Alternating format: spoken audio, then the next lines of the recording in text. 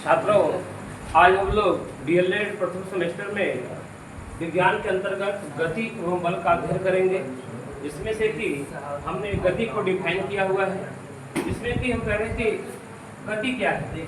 उसे कहते हैं इंग्लिश में the movement of body is called motion. The movement of body is called motion. लेकिन हम यहाँ पे हिंदी में बात करेंगे तो किसी वस्तु की विरामावस्था में समय के सापेक्ष, यानी किसी वस्तु की विरामावस्था में, यानी कोई वस्तु है जो कि स्थिर अवस्था में है, किसी वस्तु की विरामावस्था में समय के सापेक्ष यदि उनमें क्या होता है, परिवर्तन, समय के सापेक्ष यदि परिवर्तन होता है तो क्या है, परिवर्तन ही गति कहलाती है। अब हम बात करेंगे गति के प्रकार की। तो गति के प्रकार को देखा जाए तो गति के प्रकार को हमने यहाँ पर डिफाइन किया हुआ है, जिसमें कि आपके गति के प्रकार इसमें आपको 4 दिखाए गए हैं। इसमें रेखीय गति, वृत्तीय गति, घूर्णन गति, दोलन गति। अब हम बारी बारी से इनको भी डिफाइन करने का प्रयास करेंगे। कोशिश कीजिएगा कि तो डिफरेंशियल है, इसको आप स्क्रीनशॉट और लेकर के आप नोट कर सकते हैं। लेकिन इसमें बात करेंगे रेखीय गति। जैसा कि नाम से स्पष्ट है, रेखीय गति अर्थात एक ही रेखा में जब कोई वस्तु सरल रेखा में गति करती है वह गति क्या कहलाती है, रेखीय गति कहलाती है। जैसे सीधी सड़क पर चलती हुई कार, यदि कोई कार सीधी सड़क पर चल रही है वो गति क्या कर रही है, रेखीय गति। अब ऐसे बहुत सारे एग्जाम्पल हैं, लेकिन हम बात करेंगे वृत्तीय गति की। जब कोई वस्तु वृत्ताकार पथ में चलती है उसकी गति वृत्तीय गति कहलाती है। यानी कि वृत्ताकार, जैसे कि हम एग्जाम्पल करें तो सूर्य के चारों ओर, यानी सूर्य के चारों पृथ्वी क्या करती है, चक्कर लगाती है, यानी वह गति कौन सी है, वह वृत्ताकार गति है। अब हम बात करेंगे घूर्णन गति, रोटेटरी मोशन, यानी जब कोई वस्तु अपने अक्ष के चारों ओर घूमती है। जैसे एग्जाम्पल की बात करें, हम एग्जाम्पल तो बहुत मिलेंगे, लेकिन पहले समझना ये है कि जब कोई वस्तु अपने अक्ष के चारों ओर घूमती है वो क्या कहलाती है, घूर्णन गति कहलाती है। अब जैसे हम कहें लट्टू की गति, कोई लट्टू क्या करता है, अपने अक्ष के और इधर चारों क्या करता है, घूमता रहता है। वैसे ही हम बात करेंगे दोलन गति। जब कोई वस्तु अपने माध्य स्थिति के दोनों ओर गति करती है। माध्य स्थिति का मतलब है, जैसे आपने देखा होगा पेंडुलम, यानी आपका ये माध्य स्थिति है, माध्य स्थिति के दोनों तरफ क्या करती हो, दोलन करती हो। यानी इसको हम एक ही पद पर दिखाएंगे तो आपका हो जाएगा कुछ इस तरीके से, यानी माध्य स्थिति के दोनों तरफ, यानी इधर भी और इधर भी, ये इसकी क्या है, माध्य स्थिति है। माध्य स्थिति के दोनों तरफ जो कि दोलन होगा वो क्या कहलाएगा, वह दोलन गति कहलाएगा। जैसे बात करेंगे झूले की गति, तो झूले तो विभिन्न प्रकार के हैं, लेकिन हम उस झूले की बात करेंगे जो कि झूले हम स्टार्टिंग में, वर्तमान समय की बात नहीं करेंगे, अब तो ऐसे ऐसे झूले आ गए हैं तो एग्जाम्पल देना उचित नहीं है। लेकिन झूले की बात करेंगे या तो घड़ी के पेंडुलम की बात करेंगे। घड़ी का पेंडुलम क्या है, अपने माध्य स्थिति के दोनों तरफ क्या करता है, दोलन करता है। अब हम यह गति के प्रकार के बात करेंगे गति के नियम की। न्यूटन ने गति के कुछ नियम दिए हैं जो कि निम्न है, उसमें से गति के मुख्य 3 ही नियम है। इसमें से नंबर 1 बात करेंगे हम गति के प्रथम नियम, न्यूटन के गति के प्रथम नियम एवं न्यूटन के गति के द्वितीय नियम एवं न्यूटन के गति के तृतीय नियम। गति के प्रथम नियम, जैसा कि हमने गति के प्रथम नियम, गति के द्वितीय नियम एवं गति के तृतीय नियम, न्यूटन ने गति के सिर्फ 3 नियम दिए थे, जिसमें से कि एक बहुत ही इंपॉर्टेंट टॉपिक है गति के दृष्टि से। इसमें देखा जाए तो हम पहले गति के प्रथम नियम की व्याख्या करेंगे, ये क्या है।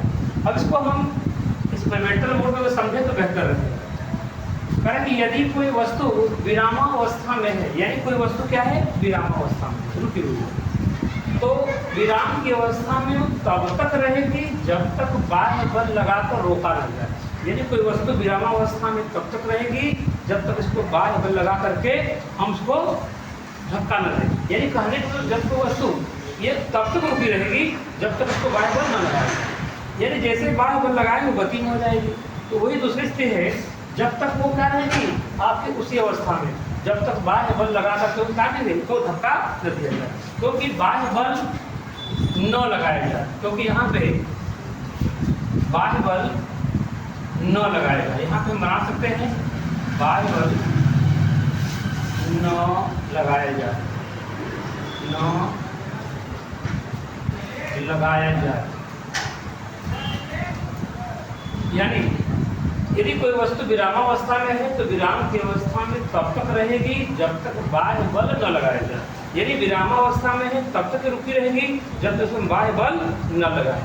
आगे क्या कर रहा है, यदि गति में हुई, हमने तो बल दे दिया, और गति में हो गई तो गति में तब तक रहेगी, गति हो तो तब तक गति में रहेगी जब तक उसको बाह्य बल लगा के रोका न जाए। यदि चल दी और चल दी, इसको बाह्य बल लगा के भी रोका न जाए तो रुकने वाली नहीं है। यानी इसके कहने का मतलब है, यदि कोई वस्तु स्थिति है या पहले कोई वस्तु विराम अवस्था में है तो तब तक विराम अवस्था में रहेगी जब तक उसको क्या किया जाए, उस पर बाह्य बल न लगाया जाए। बाह्य बल लगाएंगे वो गति में हो जाएगी, और गति में हो जाती है तो तब तक गति में रहेगी जब तक उस पर बाह्य बल लगा कर रोका न जाए।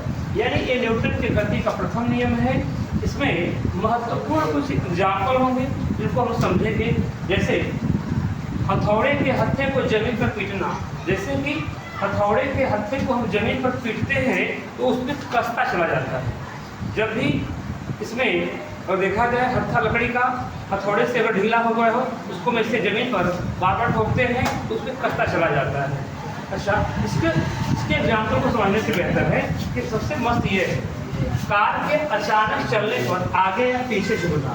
यदि कोई कार चल रही हो, कार में यदि हम बैठे हों तो हमारे बैठने के पोजीशन में कमर के ऊपर का पोजीशन, कमर के ऊपर का पोजीशन कार के सापेक्ष गति में रहता है, और कमर के नीचे का पोजीशन कार के साथ गति में होता है। जैसे ही हम कार में ब्रेक लगाते हैं, ब्रेक लगते ही हम आगे की तरफ झुक जाते हैं। जैसे ब्रेक लगती है, कमर के ऊपर हिस्सा आगे चला जाता है। और अचानक यदि हम कार को अचानक स्टार्ट करें तो हम पीछे की तरफ झुक जाते हैं, क्योंकि जब कार स्थिर अवस्था में है, रुकी अवस्था में है, विराम अवस्था में है, तो हमारे कमर के नीचे का भाग भी विराम अवस्था में है। जैसे ही कार संरक्षण पड़ती है हम पीछे तरफ झुक जाते हैं। तो ये हमारे न्यूटन के गति के प्रथम नियम का सबसे मस्त उदाहरण था। अब बात करेंगे गति के द्वितीय नियम। गति के द्वितीय नियम में देखा जाए तो कहा कि गति का द्वितीय नियम बहुत आसान है, लेकिन यह भी पहले नियम पर ही आधारित है। कारण किसी वस्तु पर आरोपित बल, यानी किसी वस्तु पर यदि बल हम आरोपित करें तो वस्तु के द्रव्यमान, इस वस्तु के द्रव्यमान में उत्पन्न त्वरण, इसमें त्वरण उत्पन्न होगा। यदि हम बल लगाएंगे तो गति में होगी, ये क्या होगी, त्वरित होगी। जब त्वरित होगी तो उसमें कारण उनके गुणनफल के बराबर होगा। यानी यदि हम बात करें किसी वस्तु पर क्या लगाएं, बल लगाएं, तो बल लगाने के बाद क्या हो जाएगी, यह एक्सीलरेशन यानी त्वरण में हो जाएगी। जब त्वरण में हो जाएगी तो करें कि उन दोनों का गुणनफल यानी इनके द्रव्यमान, क्योंकि यह द्रव्यमान का पिंड है, यदि हम इसको गति में लाने का प्रयास करेंगे तो उस पर क्या करेंगे, बल लगाएंगे। तो आखिर में जब बल लगाएंगे इस द्रव्यमान में तुरंत उत्पन्न त्वरण हो जाएगा। इन दोनों का गुणनफल क्या कहलाएगा, आपको गति के दूसरे नियम पे ले जाएगा। अब बात करेंगे तो इसमें एक फार्मूला बन जाता है F इक्वल टू EMA, जहाँ F क्या है, बल है, M क्या है, द्रव्यमान है, A क्या है, त्वरण है।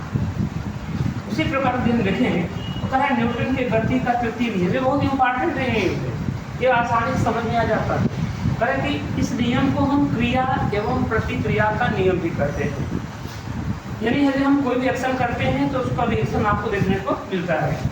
प्रत्येक क्रिया की उसके बराबर तथा विपरीत दिशा में प्रतिक्रिया होती है, यह न्यूटन के गति का तृतीय नियम है। यदि इससे ज़्यादा बेहतर होगा तो इसको हम एग्जाम्पल समझें। जब भी बंदूक से कोई गोली निकलती है तो बंदूक पीछे को क्या करती है, धक्का देती है। अक्सर देखे हुए रॉकेट जैसे आगे चलता है धुआं बाहर करता है, पीछे निकलता है। यानी ये सब उदाहरण क्या है गति के तृतीय नियम के। या तो हम नाव पे, कभी हम नाव पे चढ़ते होंगे तो नाव पर पैर रखते हैं, नाव क्या करती है, हमसे दूर भागती है। यानी न्यूटन की गति का तृतीय नियम है, जिसमें कि आपको ज़्यादातर एग्जाम में प्रथम नियम के बाद आता है तृतीय नियम, जो कि ज़्यादा पूछा जाता है। या उदाहरण दे दिया जाएगा कि किस नियम पर आधारित है।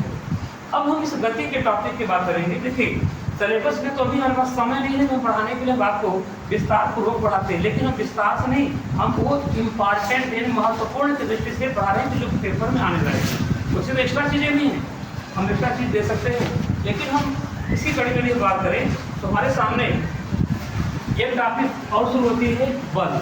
लेकिन हमने बल को बहुत कम में समेटने का प्रयास किया है, क्योंकि परीक्षा दृष्टि से जो इम्पोर्टेंट टॉपिक है उसको देखा जाए तो बल होता है। कहते हैं कि बल वह बाह्य कारक है, यानी बल यानी किसी भी वस्तु पे जो बल लगाते हैं तो उसकी स्थिति में क्या कर देगा, परिवर्तन कर देता है। यानी ये वस्तु यहाँ से वहाँ चली जाती है। बल वह बाह्य कारक है जो वस्तु की स्थिति में परिवर्तन कर दे या परिवर्तन करने का प्रयास करे, वो बल कहलाता है। यहाँ पे हमने बल का फार्मूला दिया है, F equal to m a. जैसा कि हमने देखा था, F क्या है, बल है, एम क्या है, द्रव्यमान है, ए क्या है, त्वरण है। जिसमें बल का मात्रक एसआई पद्धति में क्या होता है, न्यूटन। ये बल का मात्रक एसआई पद्धति में अर्थात एमकेएस पद्धति में न्यूटन होता है। अच्छा, उसी कड़ी में बात करें तो हम बल के कुछ प्रकार की व्याख्या है। देखिए, बल के प्रकार की व्याख्या है, इस पर भी आपको डिफरेंशियल देखने को मिल जाता है। बल के प्रकार पेशी बल, गुरुत्वीय बल, चुंबकीय बल, विद्युतीय बल और घर्षण बल। देखिए, कम समय के कारण हम इसको आपको इम्पोर्टेंट के हिसाब से दे दिए हैं। आपके पास ये कोई संसाधन हो तो कोशिश करेंगे इसको देखने का, क्योंकि यदि हम सभी डिफरेंशियल को डिफाइन करवाना शुरू कर देंगे तो अपने पास समय कम है। समय अगर होता, क्योंकि हमने वीडियो बहुत ही परिस्थितियाँ बना रहे हैं विपरीत परिस्थितियों में। अब हम पेशी बल की बात करें, जैसे नाम से स्पष्ट है, पेशी बल यानी जो बल हमारे कहाँ लगता है, पेशियों में लगता है। जैसे एग्जाम्पल के तौर पे उनके बाल्टी उठा रहे हैं तो बल कहाँ लगता है, पेशियों पर लगता है, उसको क्या बोलेंगे, पेशी बल। गुरुत्वीय बल की बात करेंगे, गुरुत्वीय बल का मतलब है यानी खिंचाव, यानी अगर कोई वस्तु हम ऊपर से छोड़ते हैं तो कहाँ गिरती है, नीचे लगता है कोई खींच रहा हो। अच्छा, अब चुंबकीय बल में क्या होता है, चुंबकीय आकर्षण देखने को मिलेगा। विद्युतीय बल, विद्युत में भी क्या होता है, विद्युत भी अपनी तरफ खींचती है, यानी उसके अंदर भी है। और घर्षण, यानी घर्षण को भी देखा जाए, क्योंकि हम फ्रिक्शन यानी घर्षण के कारण जो हम चल पाते हैं, यदि हमारे पैरों में घर्षण न लगे तो हम हमसे चल नहीं पाएंगे, हम स्लिप कर जाएंगे। तो इस पर हम लोग व्याख्यात्मक टॉपिक नहीं देने वाले हैं, क्योंकि समय का अभाव है और परीक्षाएं भी नज़दीक हैं, तो हम कम समय में कैसे इसको हम समेटें। लेकिन उसमें सबसे इम्पॉर्टेंट कड़ी मेरे सामने का ही प्रश्न, न्यूटन तो डाइन। हम बात करेंगे कि न्यूटन एमकेएस पद्धति में है, जबकि डाइन क्या है, सीजीएस पद्धति में है। तो न्यूटन और डाइन में क्या संबंध है, यानी न्यूटन और डाइन दो व्यक्ति नहीं है। न्यूटन क्या है, बल का मात्रक है एमकेएस पद्धति में, और डाइन क्या है, बल का ही मात्रक है लेकिन सीजीएस पद्धति में है। अब हम बात करें इन दोनों के संबंध की, हमें पता है F बराबर m में होता है। इसी फार्मूले हमने करने का प्रयास किया है। बल का मात्रक क्या होगा, न्यूटन, द्रव्यमान का मात्रक किलोग्राम, और त्वरण का मात्रक क्या होगा, मीटर प्रति सेकंड स्क्वायर होगा। लेकिन हमने निकालने का प्रयास किया है 1 न्यूटन बल के लिए, 1 न्यूटन बल के लिए हमें 1 किलोग्राम द्रव्यमान चाहिए और 1 मीटर प्रति सेकंड का त्वरण चाहिए। तो हमने देखा कि 1 किलोग्राम का कितना होता है, 1000 ग्राम होता है, और 1 मीटर का होता है 100 सेंटीमीटर होता है। अब देखें, इस पर आपका 3 जीरो है, इस पर 2 जीरो है, यानी 10⁵ ग्राम सेमी। देखिए यहाँ पे भी लिखा हुआ है ग्राम, इसको हम चलिए ग्राम के बाद हम देखें यहाँ पे आपका सेमी पर सेकेंड स्क्वायर, यानी ये इतने का मान क्या होता है, आपको डाइन होता है। यानी हमको ये मिल गया कि 1 न्यूटन में कितना डाइन होता है, 1 न्यूटन में 10⁵ डाइन होता है। अर्थात हमें मिल गया कि 1 न्यूटन बराबर कितना होगा, 10⁵ डाइन होगा। ऐसे ही हम प्रयास करेंगे आपको कम समय में, एक दिन में एक टॉपिक मिलता रहे, और परीक्षा समाप्त होने के बाद अगले सेमेस्टर में हम विस्तारपूर्वक आपको लेकर के आएंगे।